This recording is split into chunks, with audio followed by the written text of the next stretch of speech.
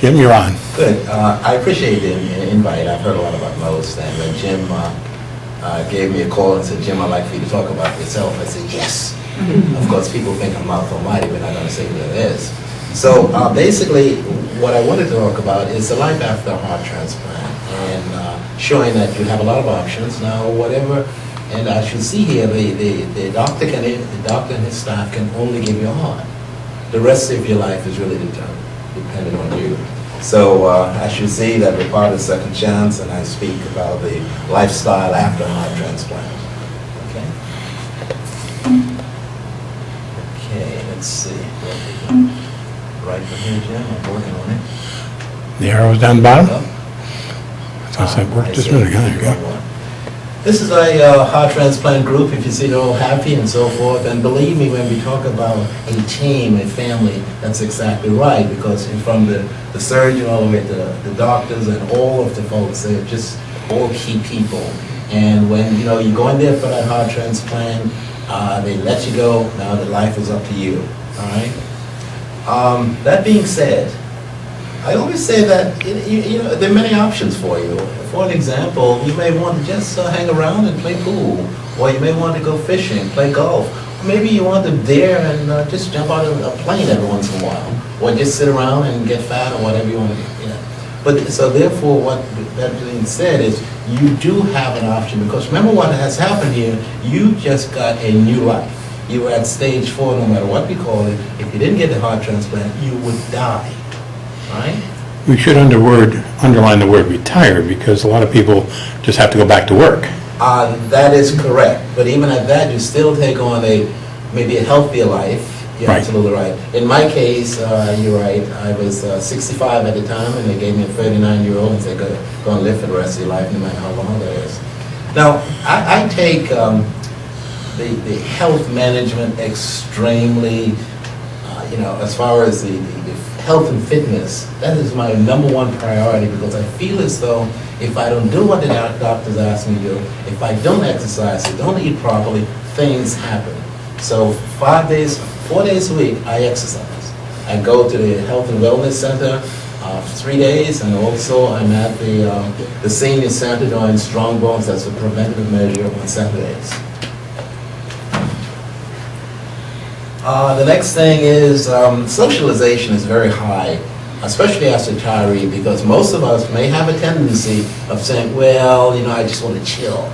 Well, the key thing, you got to get out there, because if you don't get out there, what will happen is your mind will go south. And I would really believe that I could slow down the aging process by doing all the right kinds of things. I mean, the aging process will be there. Now, do I want to look old? Well, I don't know what the aging process has out there for me, but I certainly can look fit, and so forth. So you have to be out there doing whatever it is you have to do. That being said, I'm involved in quite a number of things. For an example, I'm the assistant commissioner for North Jersey Baseball Cal Ripken League. We have about 1,500 teams. And every year, during the summer, I am seldom home at all to eat, because I am at some tournament or the other from Monroe all the way up to North Jersey.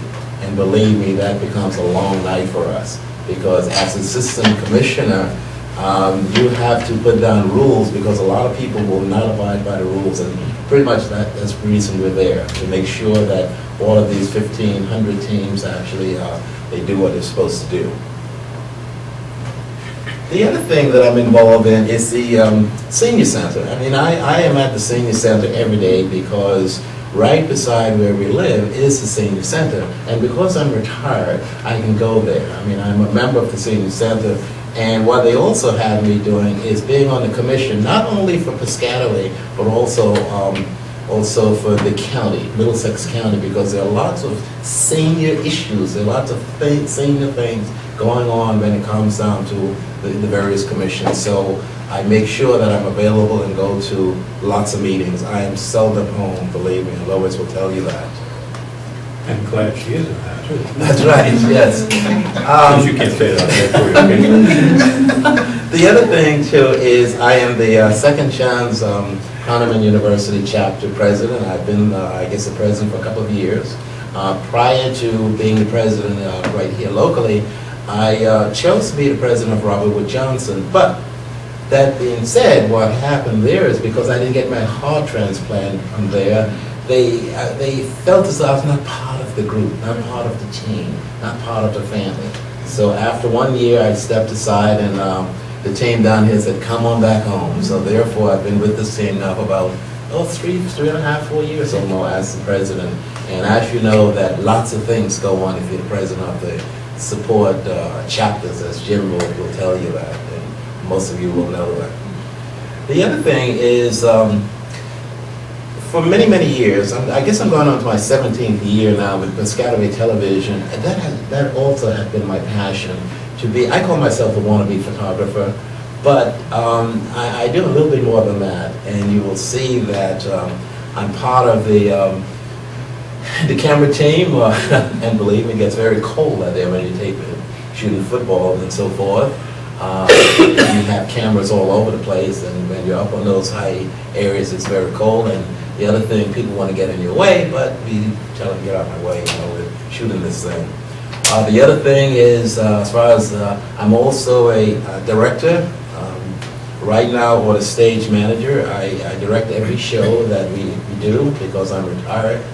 And I've won quite a number of volunteer awards.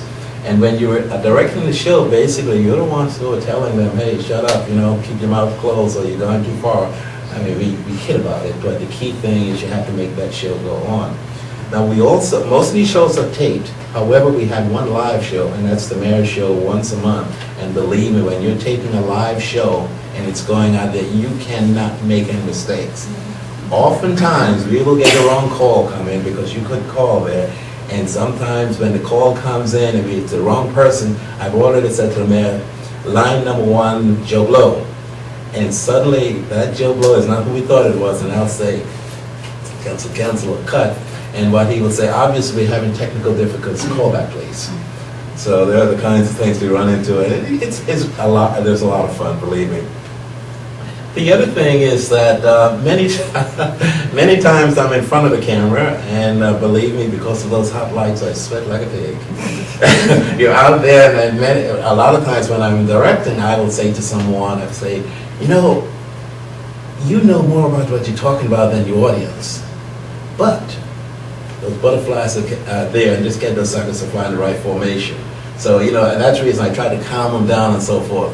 But what happens to me when I'm up there, I'm not sure exactly what happens to my butterflies. They keep fluttering because, you're waiting for it to happen, and we tell people, remember, do not look around. We have enough cameras to cover you, and we will get your best side.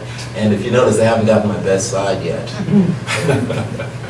The other thing here is that I have been the volunteer. I've been recognized many, many times as the Volunteer of the Year, and it's pretty much the Volunteer of the Year, for the most part, put in at least 300 or 400 hours a year into television. If you notice, I'm on the road. I'm just about every place. So I'm going into my, I guess, 5th consecutive Volunteer of the Year, and it still feels good to see a little name on a plaque and that sort of stuff. The other thing here is that one of the things I do is I work as a reporter, and basically what we do is, if there is a certain thing that we want to report on, case in point, and Jim, and the televised version of this, and by the way, this whole thing is I may take 14 or 15 minutes, but what Jim has is only 3.5 minutes, so we've cut a lot of it down. That's the part that goes on television. And one of the examples that we used is I spent a whole week with the police officers teaching the kids as to what they do for a living. And believe me, they really teach those kids for a whole week. And sometimes you'll hear jokes such as, when you guys started, you didn't know how to make your bed. But now at the end of the 5th day, those kids are moving like they should, just like police and so forth.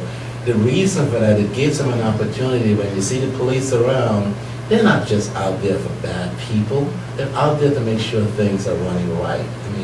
And those kinds of things. So I have won quite a number of awards for that as well. Now, Just 2 years ago, I got a call from the mayor and the senator, and they said, Jim, we want you to come to my office. And I got the call. I was en route to the gym, because I told you I always go to the gym. And I said, oh man, am I in trouble now? So when I got there, I was sitting in the conference room. The mayor said, Jim, how you doing? The senator came in, our police, our council came in, and he said, Jim, how are you? 3 minutes later, the mayor came in and he said to me, Jim, we're waiting, we're ready to see you now. I said, you're ready to see me? And that's when they asked me, would you run for council? I said, you got to be kidding.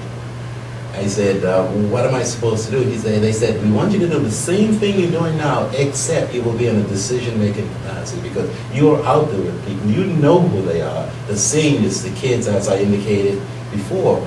And what we want to do is put you in a decision-making capacity. That was 2 years ago, and I guess by the luck of the draw, I brought in more votes in the past than anyone in the past 10 years. So I don't know. I figured that maybe I did the right thing. Who knows? The other thing is, but that when you have to think about it, though, once you become a person who is part of the township, you have to get out there, because let me tell you, your success is based on what you've done for those people. Because I gave out almost 3,000 cards.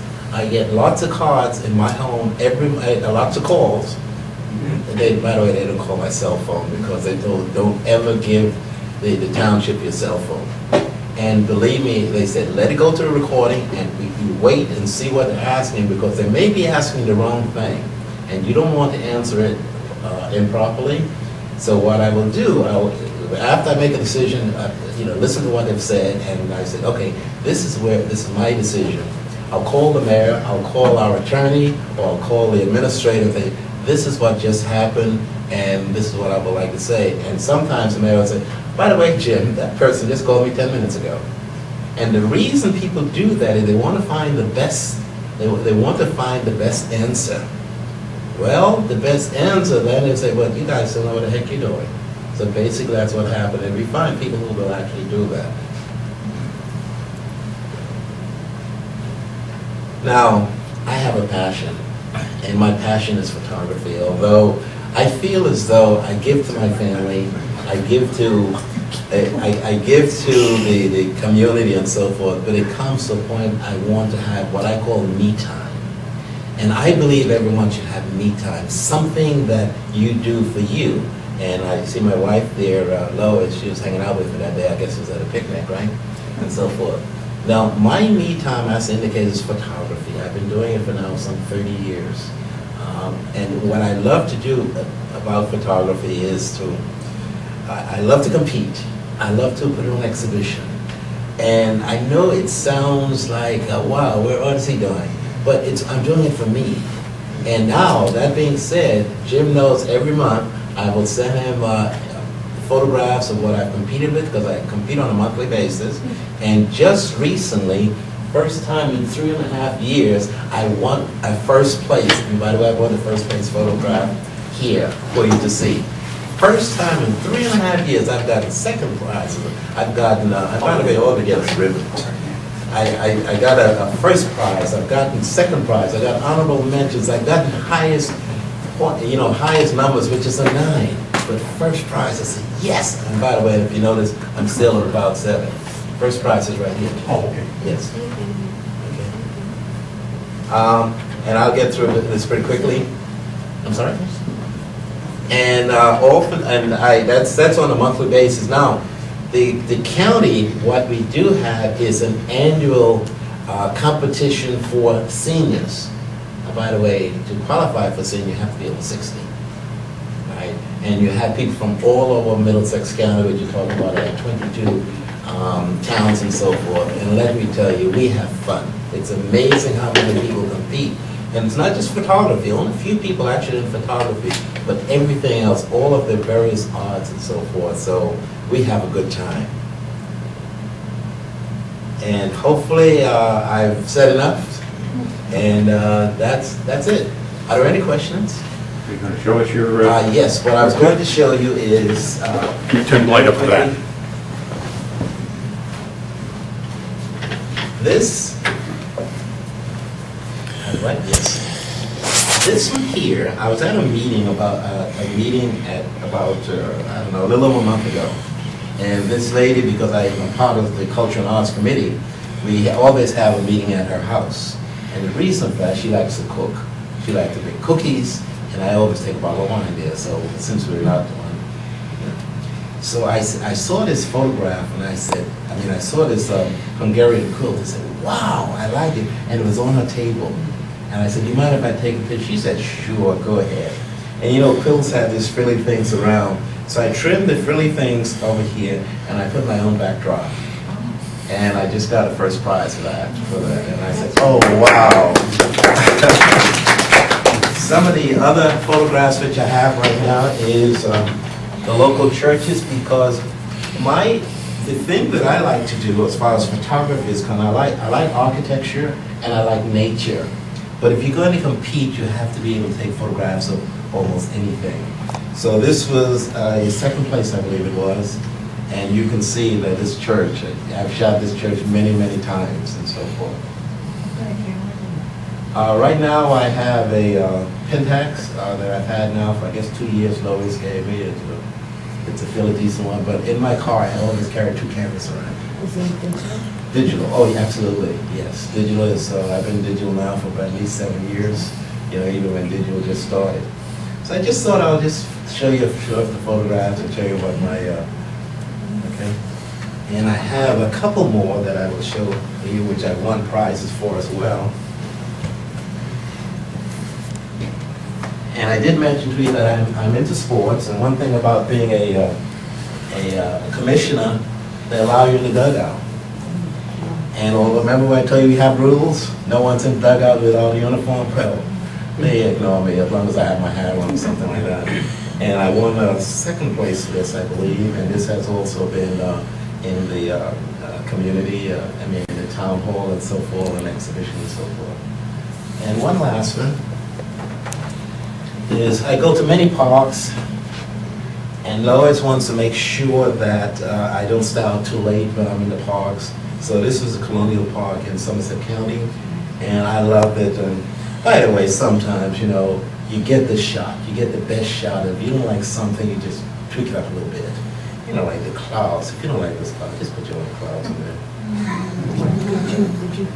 Oh yeah, I put my own clouds in there because it was a cloudy day, but I figured that, you know, if it's going to be a cloudy day, I want to be some real clouds, you know, not those clay things. All right, so I want to thank you very much, and I spoke for a long time.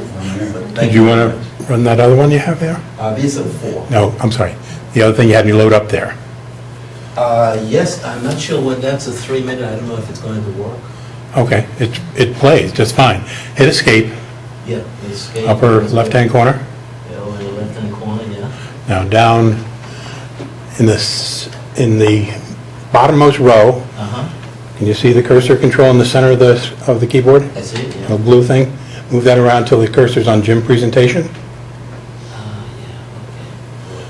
Yeah, okay. No, way down the bottom. Way down the bottom.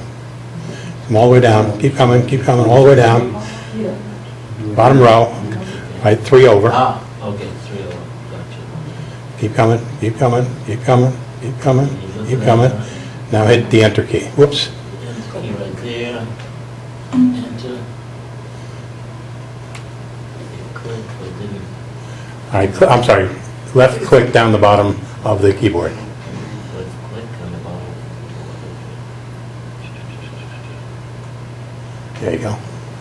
Now, up in the upper right-hand corner, you see where it'll maximize it for you? Yes, upper right, maximize, and you're looking at someone else's. Blue cursor control in the center. You filming this, Jim? Huh? Yeah. Yeah. I'm running into a few problems here. You're starting Yeah, to you're not you're used starting to to that. sweat. Yeah, this is what I'm looking You're at not used because, to that little button. yeah, with mine, because I don't use the little button. Yeah. Let's see if this will play on this. There is one thing about a heart transplant recipient, and that is the doctors and Louder. can only give you a heart. And your lifestyle is your responsibility. As a retired heart transplant recipient, you have many lifestyle options available to you. Can't do that. Health and fitness is my #1 objective, and I do believe I can slow down the aging process and feel good. Socialization is very high on my list, and that is obtained by volunteerism, which gives me the opportunity to get involved with the community, such as Northern New Jersey Assistant Baseball Commissioner, the Piscataway Senior Advisory Commission, Second Chance Hahnemann University Hospitals Chapter President. A volunteer commitment that has been a part of my life for many years before becoming a heart transplant recipient is that with Piscataway Community TV. It has given me the opportunity to be a member of the camera crew, stage manager, a reporter, and sometimes as a guest on TV shows. And last but not least, I have been recognized as the Volunteer of the Year many times and have won a number of awards as a reporter. The Piscataway Township Youth Week is an annual event that is coordinated by our police department. Its function is to provide our kids with a good understanding of what police work really is. The students were taught the proper drill formations, such as lining up correctly and standing at attention. The students were given outside demonstrations, as well as in-class instruction. The students were shown the techniques that are used to gather and process fingerprints. Graduation is here, and time to show family, friends, and instructors what they've learned and show off their drill techniques. We have learned a lot from Piscataway Youth Week, and if you're looking for one in your township, please call your local police. This is Jim Bullard reporting for Access New Jersey. During 2010, I was elected as Piscataway Township's Ward 2 councilman. As an elected official, being available to the community is key to my success. Family and community commitments are great, but everyone should have what I often refer to as me time. My me time, or hobby, is photography. This provides me the time to be alone, and afterwards, I get to share my work with others through exhibition and competition.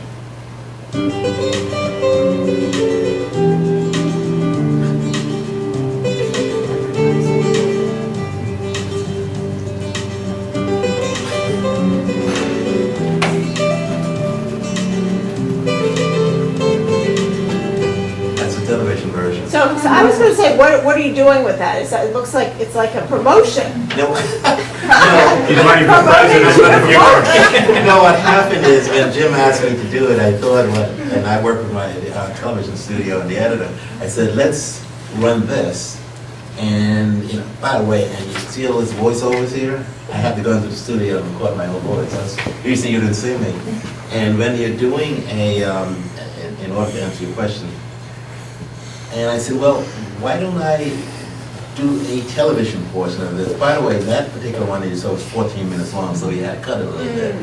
And because I figured that maybe Jim would like to put it on his website or something like that, and so, you know, because you can't put my whole, well, how long did that take? 20 minutes on the show, on his website. So that's the whole reason why we put that together this week. I didn't realize it was the same presentation I said then. He just said, I've got a video here, so I wasn't sure what it was. Yeah. Sorry about that, Jim. It was 3.5 minutes just for you. I'm going to have you save questions till the end if we may. Yes, okay. And Maureen, why don't we move over to you? And you can stay right there if you want, or you can come up front, whichever you're comfortable with. I'd like to just move a few of my things up. As an artist, I decided to do my talk about how creativity in my art is sort of similar, because I have a heart also, helped me with my transplant before and after. Before I stopped working, I was working for a medical book publisher as a book designer. I was designing books and size and covers for doctors who did procedures or surgery.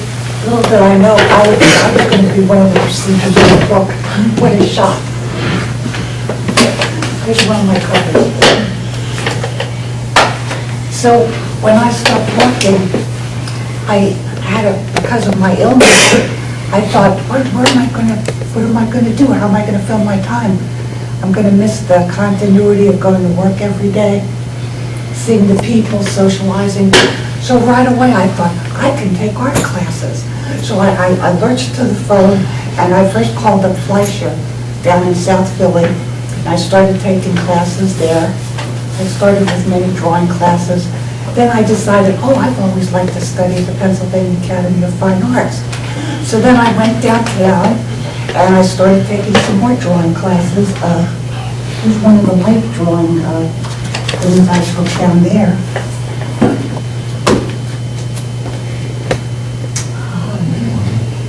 And then we have our quick cookies, like many of these. And I was having such a good time because I wasn't really sick yet. I wasn't on oxygen yet, having a heart trouble. So it was a couple of the best years of my life, taking these classes. Like I was really drawing here. I was taking 2 drawing classes a week. That's like 6 hours a week drawing. And I could draw like a whip. It's like practicing an instrument all the time. So I was like having a ball. And then I decided this was also at the Pennsylvania Academy of Fine Arts. I took some still life classes. And what kind of classes? Still life. Still life? Still life. Oh, duh, thank you. And I discovered oil pastels. This is an oil pastel, still life. I did in one of the classes, and I was in a real mellow mood when I did that. It's very realistic, and oil pastel doesn't brush off, it sticks, and it has no dust. You know, with my lung condition, I didn't want any dust, and it was perfect for me. Here I used the paper as a background, and I didn't have to cover the whole thing. That was another way to do oil pastels. So I was having such a good time. I also took some classes at the Abington Art Center, and then 3 years into being ill, I had to go on oxygen. So it started to become difficult.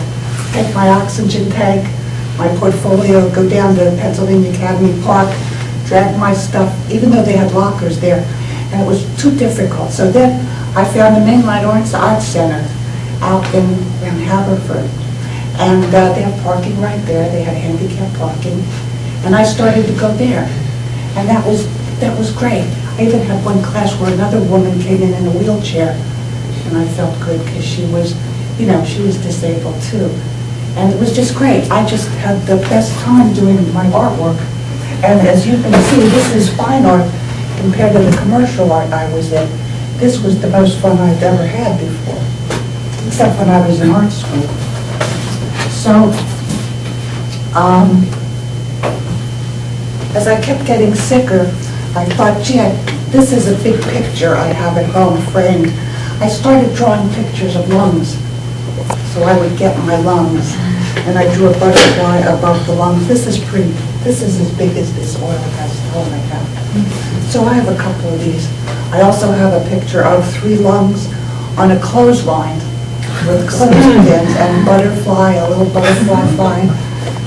And finally I drew a picture of a heart and lung, pretty realistically. And then that's when I got my heart and lungs. Yeah.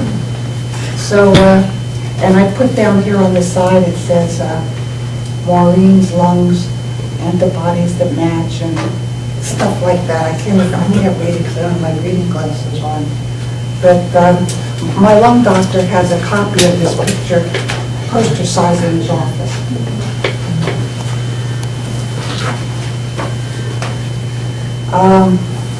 Then I became hospitalized. I had my oil pastels there. I was drawing some of the fruit. I drew a picture out the window. Then I started to get rather ill, and my drawing turned into this. I couldn't draw anymore. I was too sick. This was getting close to my transplant. And after my transplant, I had a complicated transplant. I was hospitalized 10 months and 2 more months in a rehab facility because I was ventilator dependent at night. It was tough. But one of the floors I was on, it was Christmas, and this was maybe 3 months after my transplant.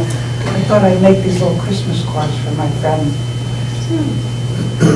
My hands were shaking, I could hardly write, I had to practice writing, and I had to come back from nothing. And this is what I did, I keep this in my scrapbook to show where I was and then where I am now.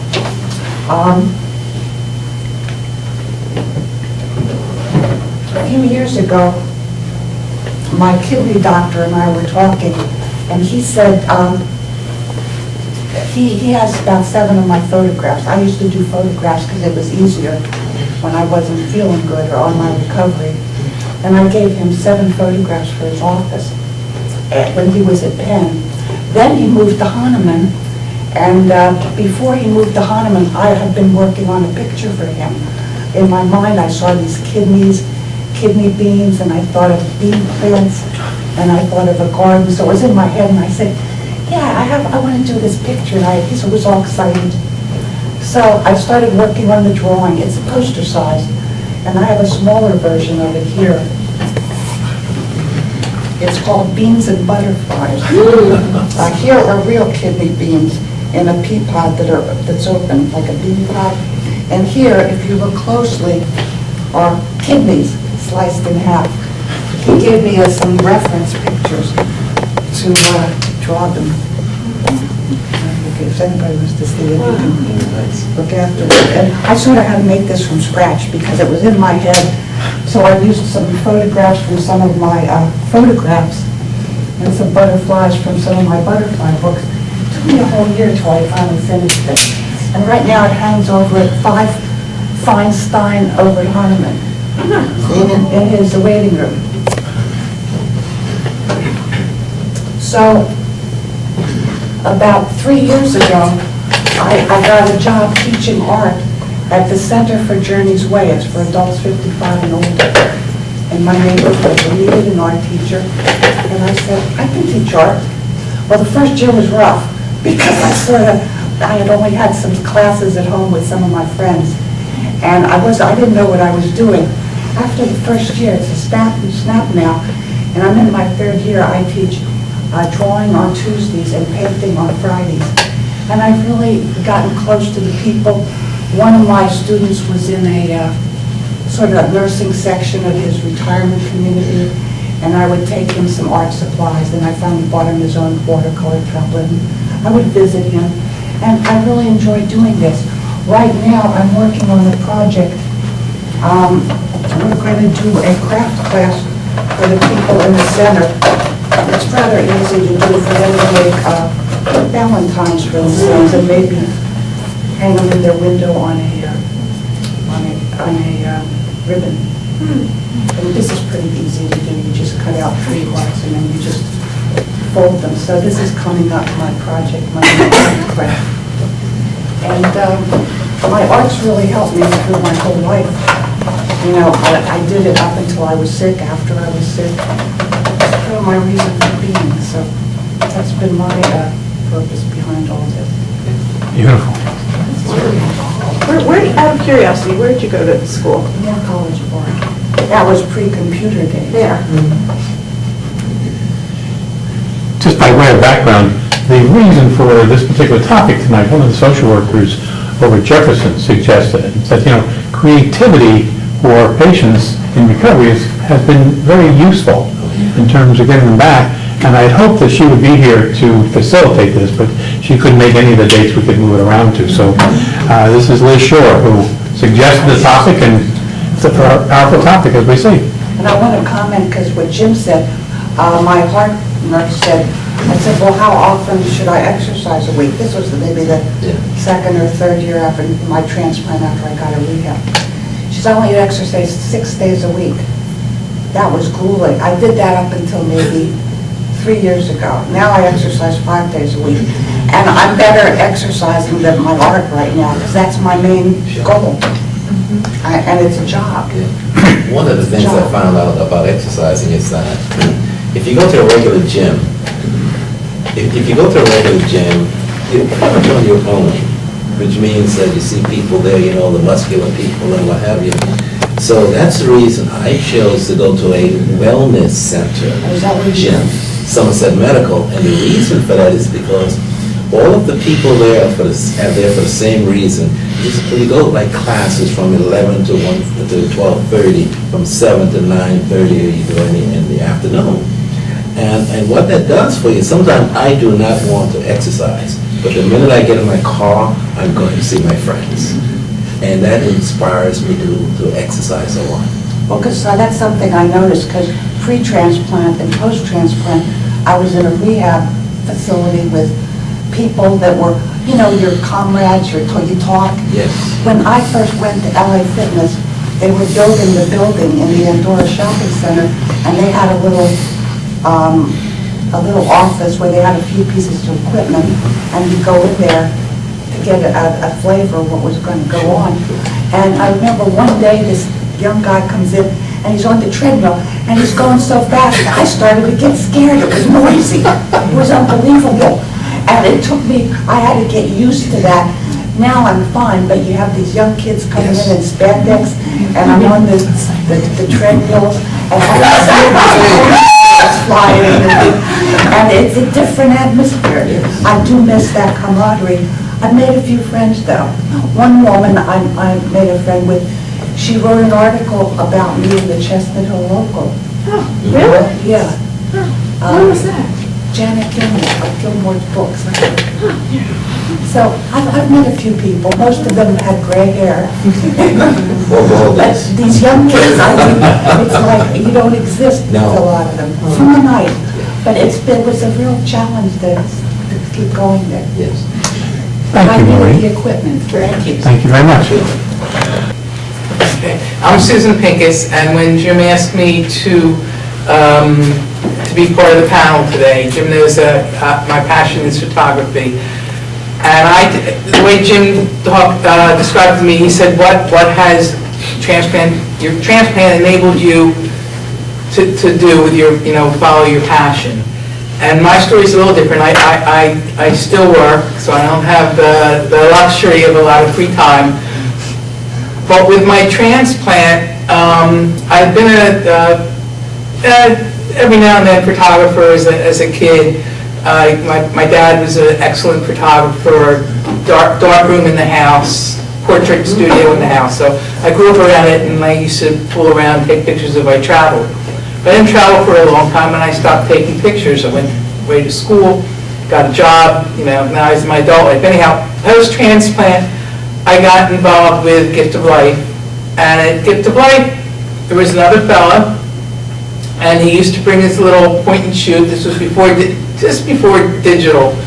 And if we went somewhere, a most meeting, a most picnic, or anything at Gift of Life, he'd take pictures, and I'd say, "Ooh, that looks like fun." I mean, that's what I like to do. I like to chronicle events, not. I wasn't thinking in the artistic terms. I like to tell a story with an album.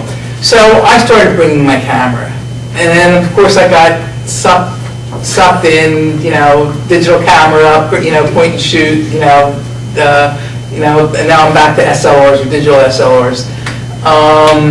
I take photography classes, but what I do at Gift of Life, what I probably do more than anything else I do at Gift of Life, is I take pictures of different donor program events. Now, when they want their professionals, they've got the professionals there, but I also take pictures, and I can pass around some of the albums, and they're actually downstairs. If you're ever downstairs in the lobby, are my albums. And you'll see, I try to tell a story without writing anything, but there's examples of what I've done, or pictures at the Phillies game when it's Gift of Life, the donor game.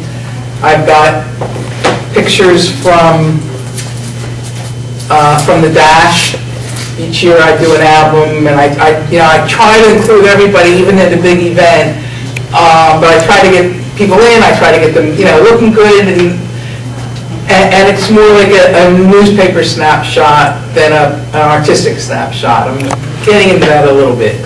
I've got pictures from Jesse's Day, which is a scholarship fundraiser that's held every year. I got some pictures to give different examples. This is pictures from a the Camden River Sharks game. Now, I try to make the pictures look good, but I'm trying to tell a story. And then many of you who were active at Gift of Life know Faith Courtwright, and she became a Philly roller girl. And so I've got a book here of pictures from the roller games. So I try to do different things. I like to do it, telling a story. And my transplant has enabled me to do it, to pursue this, because it gave me something to go out and photograph. I wasn't of the type that I would carry a camera around or go, there's a pretty picture, let me take a picture. Now, I'm more likely to do that now. Some days I carry around a little point and shoot, and I always at least have my camera phone. But I didn't used to look around for something nice to take. So I do it now, and it's something that I enjoy. Being active in Gift of Life enabled me to pursue it because they have so many activities and events. I could come in and sit down, and there's so many different activities during the course of a year. There's always lots of things to photograph. Do you keep a camera with you every time? Every place you go? No, sometimes I have a little digital point and shoot in my purse. Yeah. My purse got bigger, my camera got smaller, so I can do that now. I took it out the other day, I had dinner in Chinatown, and it happened to be the Chinese New Year, which I knew that was the reason for the dinner. It was the Chinese New Year's banquet. We were there late enough that they did it's referred to as the Chinese New Year's parade. It's really not a parade, but it's a lot of the dragons, the people dragons, and the fireworks. So I happen to have my little point and shoot in my bag. So I took pictures. I took out my bag to refresh the batteries and stuff. But I often have it, have it with me. And when I know I'm going to be out shooting, I bring my DSLR, my big camera. Sure. Very good. Here? Perfect. I don't usually come to most meetings. I do other things, but I don't come to most meetings because I'm in the city a lot off and on during the day, and to come back in is a little more than I usually have energy for. But when Jim told me that tonight's topic was passions after transplant, and he named all the passions people were going to be talking about, I said, what about music? He didn't have anyone, but he thought I played the violins. He said, why don't you play the violin? I said, well, that won't be very good, because if I bring my violin, I won't be able to do anything. But I've actually had a lifelong love of music.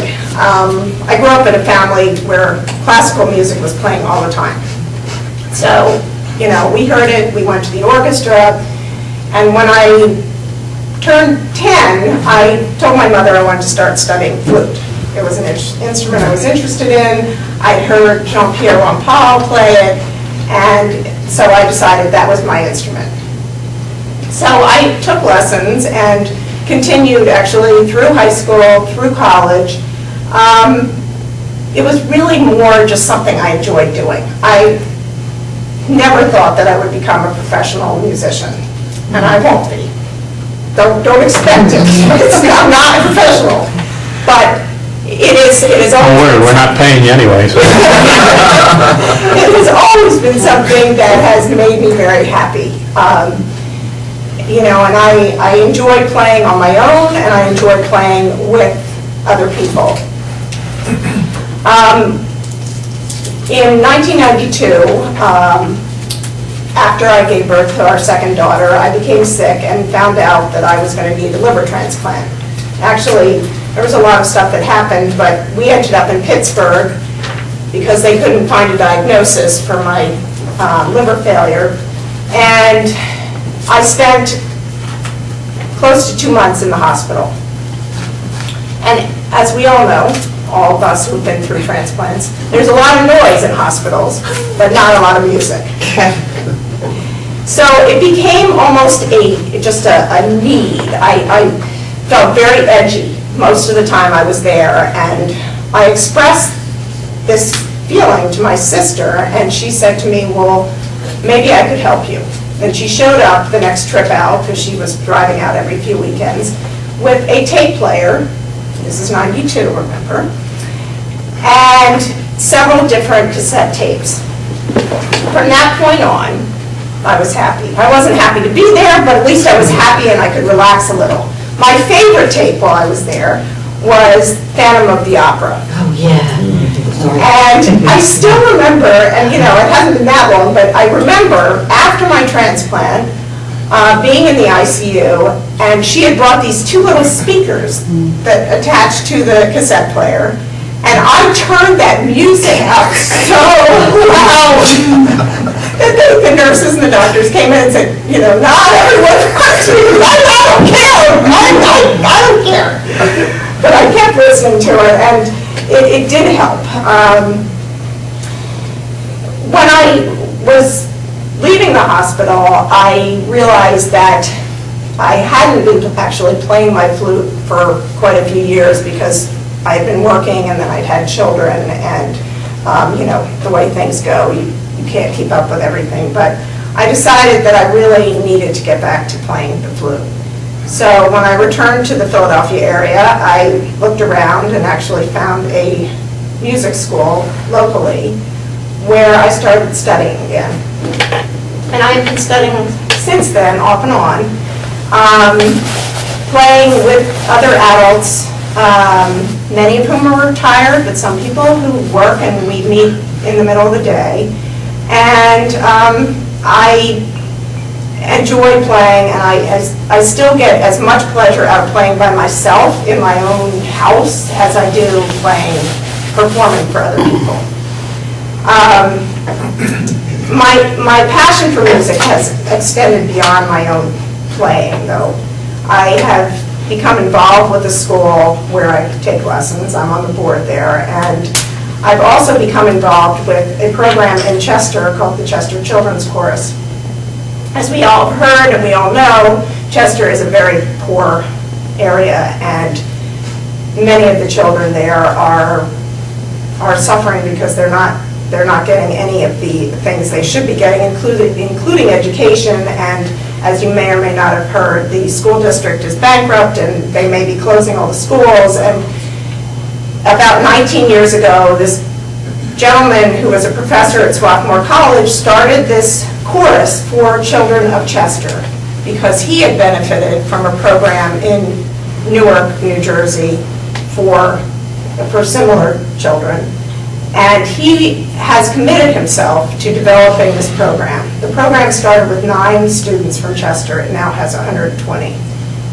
They start these kids teaching them basic music skills, and any of the kids who want to continue can sing in this chorus through high school.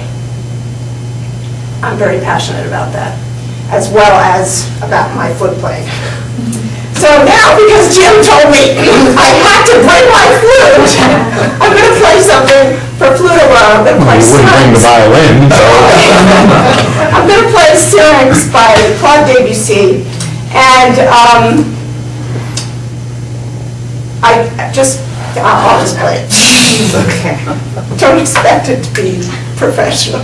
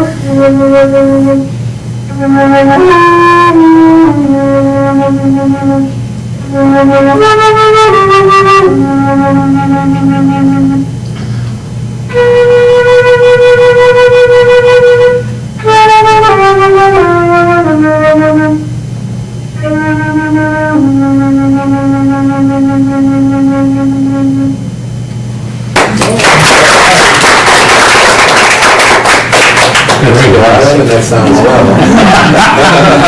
I'm just curious, how does a flutist change the pages while you're both hands Well, occupied? this, I didn't have to. I noticed that. Usually, if you're sharing a stand, one person will turn and the other person will play. Okay.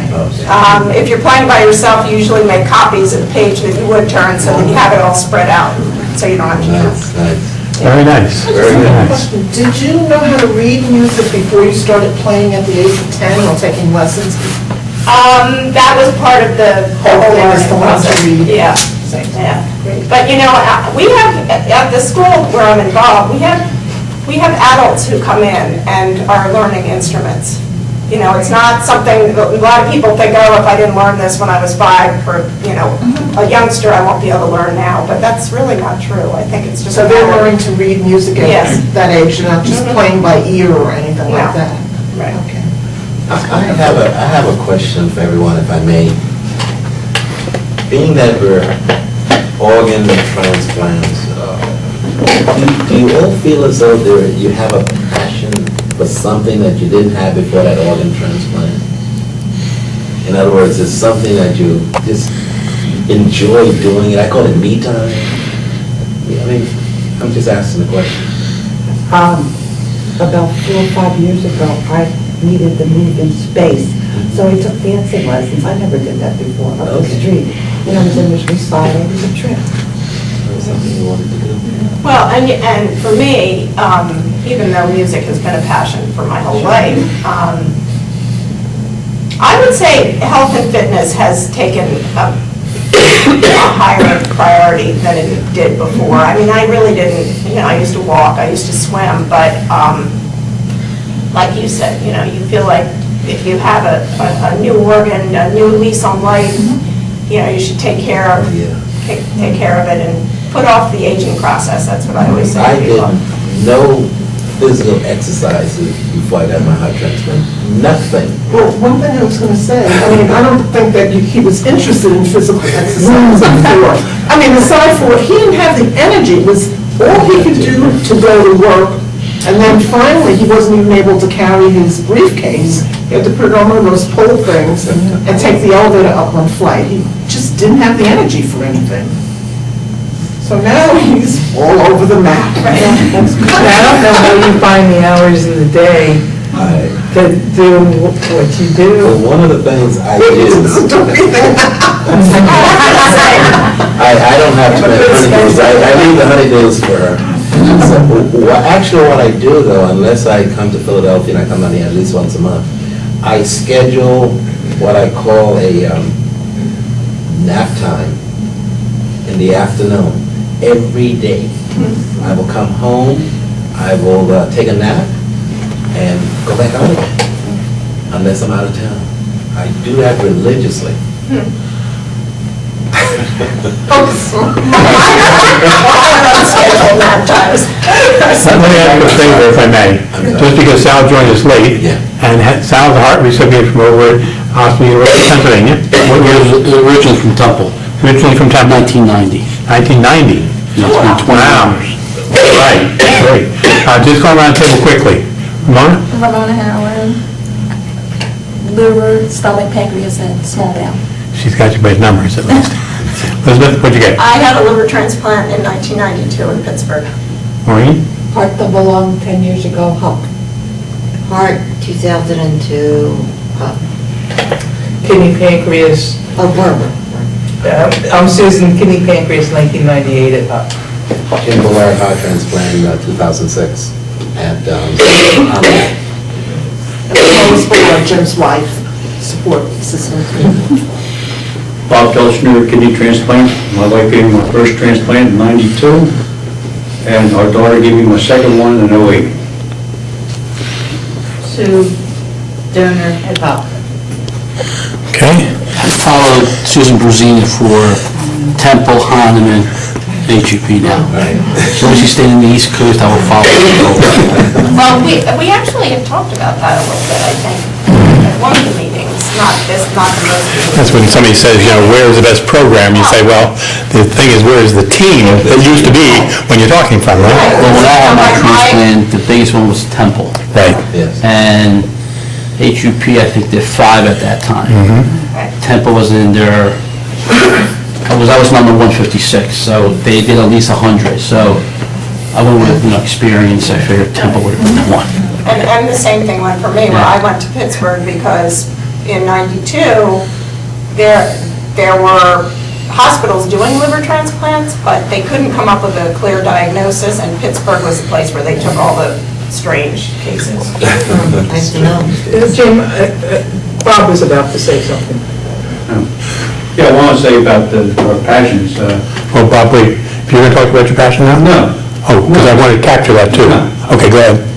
but since the transplant, and probably before then, but I didn't have the energies. But we had 9 grandkids, and we put a lot of our time in with the grandkids. And we treated the family to a cruise 2 years ago, and we're going to do it again in August. Nice. And we totally enjoy it, and without the kidney transplant, there'd be no way I could keep up with them. And I still have a lot of time. We got you about a couple of years, Bob. This is true. I don't need to be in the picture. You don't do it. Bob, you're on. Good evening. Of course, my passion is collecting old trains. And it's not something I fell in love with in the last 20 years. It's something I started doing when I got out of the Navy in '71. And I've always had trains growing up, but I had younger brothers. At the time I got out of service, the trains were history. But one of my neighbors gave me some sets, and it got me started on buying trains, and also buying books to be educated on trains. I just brought a couple cards with me right now to show you. These were made in 1947. One car, the yellow one, is only worth $50. The red one's worth $500. And I've had the red one now for a long while, not knowing it was worth that kind of money. Not until the newest book came out, and the newest books they have out now, which it has everything American Flyer made and a detailed story about them. And the red one was in line after they made hopper cars, red hopper cars, and it was leftover paint, so there's very few of them made red. So that's why the value is where it is. And also, what I have underneath here is, Sue and I went to Alaska last year, and I believe if my memory is correct, the day we went out on the pier, I went back to the ship because I had a bout of gout. And I couldn't walk But when Sue came back from walking in town, she told me it was a hobby shop, had a train, and all of a sudden the pain went away. And I walked into the hobby shop and I bought this set. It's a model of the train that we went through. Bob, stand it up for me. There you go. That's good. And so I had to buy that. And I bought another set, which it was packed away and I couldn't find it. But nowadays I need an excuse to buy something. You know. But I just wanted to show you an example of a couple trains here that are of the same age, and the value is because the paint is different. And I have a room full of trains. I have started probably a half dozen platforms and never completed one yet. I'm sorry, Bob, I need to correct you. Yes. Everybody, when you say room, they think of a room in your house. He has a house, which is the room, which is the train. It's a separate house, okay? Let's be honest about it. It's a large building. But what happened is I get started on something, and then they come out with an engine that is much larger than the radius that I have, so I had to tear it down and start over again. And I just can't seem to find what I want. I want something realistic, and I want to get everything that I have on it, and I run out of room. So I need a larger layout. So now I'm in the process of tearing it down and starting over again. And that's my story with my hobby. And you're sticking to it. All right. Ramona, right? Yes, Is that right? Do you have anything you'd like to share in terms of creativity and recovery? I'm pretty much a person that like to do a lot of craftsy things. If I hear somebody talk about something, I go, wow, that's nice. I think I'm going to try that. So I kind of try a lot of different things. But prior to me becoming ill, one of the two things I did was my mother-in-law was trying to teach me how to crochet. And I was starting to become pretty good at it. Then after I got ill, I couldn't really hold the needles too much anymore. About a year after my initial transplant, I got very ill, and I went into a coma for about 3 months. Then I stayed in the hospital 3 more months after that.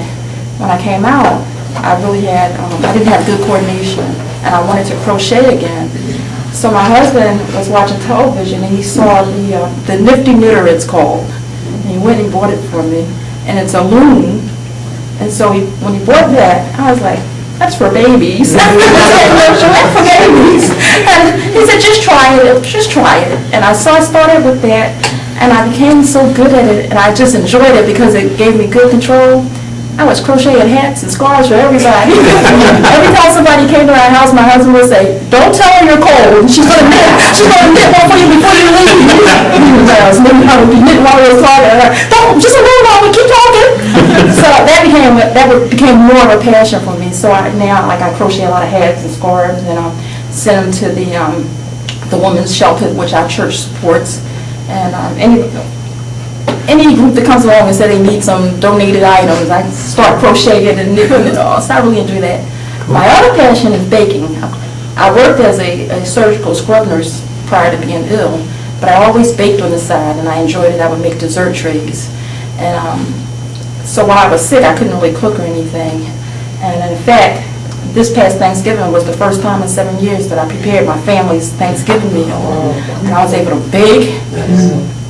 It was okay, it wasn't great. So I said, I'm going to try it again. So Christmas came around, and I said, I'm not going to be as ambitious as I was for Thanksgiving if I, lower the amount. So I cut down the amount of things I was going to make, and everything came out right. And I was just so happy because, like I said, it was the first time in 7 years that I was able to bake for my family. So now, since, the holidays are starting to be over, I've been baking like little things for people's birthdays and things. Something I really enjoy. Ramona, just so I captured on your story here, which I'll edit down, you got what, when? When I first became ill, I only needed a liver. That was in 2007. And by 2008, I needed the liver and the pancreas, and I was at Jefferson. And then Then they thought that there may be an additional organ, and they actually took me off the transplant list, and they said that I was not going to be able to get a transplant. My doctor put my medical record over the internet medical website, and a doctor at Mount Sinai saw it.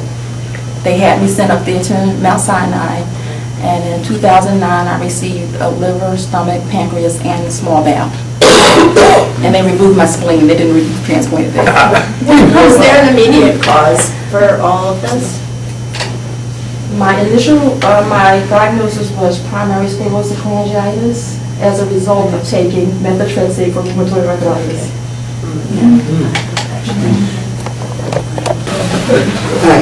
Right. It's a long story as how I came to meet a heart transplant and not a pretty story. But I was in a coma, the heart was going, and the neurologist said that my brain wasn't there, so I didn't deserve a transplant, so whatever. And my husband thought that that was not true. He'd be in the room, he'd see my finger move, and he'd run to get the neurologist, her finger move, and nothing happened. The neurologist would come in and say, no, Mike, it's probably what you want to see, blah, blah, blah. And it was getting pretty dicey in terms of like near-death kind of thing. So my friend Ramona and my husband Mike decided that there had to be something that would get me moving. They brought in a, what do you call it, CD player, and they put my all-time, my favorite musical artist on. So put it in, and Prince starts singing, and apparently I went like this. I hold the neurologist in and cleared me for heart transplant. Wow. You never heard that? It's a great story. Honest to God, really? But Jim's right that you have a passion for travel. Well, I guess I always wanted to travel. I started traveling later in life as part of my job, running symposium for a drug company. And now with my non-farm performance, this money, cut that out. Non-farm pennies. I tend to travel. I just went to Cuba 2 weeks ago for my third time. Wow. I love Cuba. Free healthcare. Free socialized healthcare. Socialized healthcare. Obamacare was great, but nothing next to socialized medicine. Education in Cuba, paid for up until then through the PhD. It's a great place. Of course, I fall every time I'm on a trip. It's the Mediterranean in the fall. Trying to go to Machu Picchu. Trying to find out how I could do that. That's kind of a passion. Thank you, Barbara.